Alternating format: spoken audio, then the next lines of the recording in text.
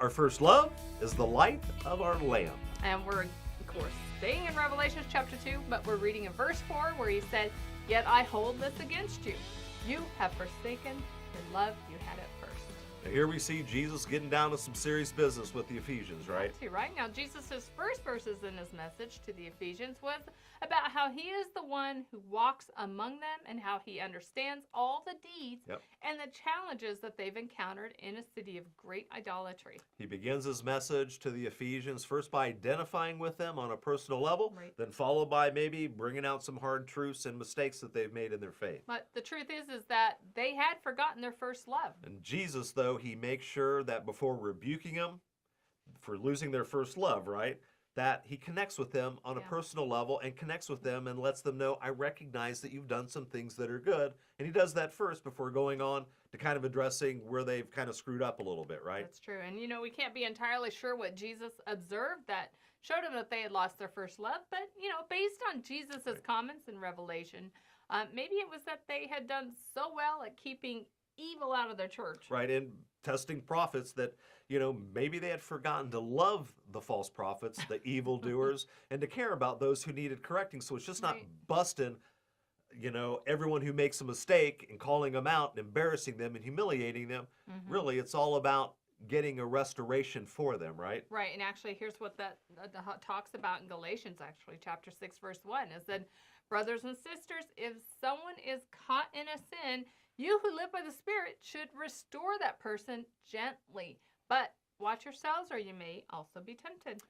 Their good works, testing of false prophets, and perseverance mentioned in Revelations chapter 2, verses 2 and 3 didn't make up for the fact that they had lost their first love. So here we see a pattern here of you can do some good stuff, but Jesus wants to remember that when you make mistakes and when you sin and when you do things wrong, you need to correct that, or else the gospel would be about good works covering up sin and mistakes, and the gospel is not about that. Jesus does remove it, but he doesn't want us to just be not care about the mistakes we make. He wants us to care about them. He wants us to change those. Change our ways. Absolutely does. Exactly. So really our first love is Jesus, of course, and his love for us at the cross. Which should bring and produce in us a love for our neighbor and a love for us to carry our cross for our neighbor. You see, a common issue and mistake that we believers make is we develop this us and them mentality after we become Christians. With us being, of course, the body of believers and then them being the non-believers. So. What we easily and mistakenly forget is that at one time we were once the sinner and we were once them.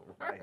And actually, here's how Paul reminds the Ephesians of this. In around about 60 AD, he said, "All of us also lived among them at one time, gratifying the cravings of our flesh and following its desires and thoughts. Like the rest, we were by nature deserving of wrath." In Revelation chapter 2, verse 3, the Ephesians were commended for having endured hardship, if you remember, and having persevered in their faith, for sure. Well, this, no doubt, was at the hands of those who do evil and stand against the gospel in their community.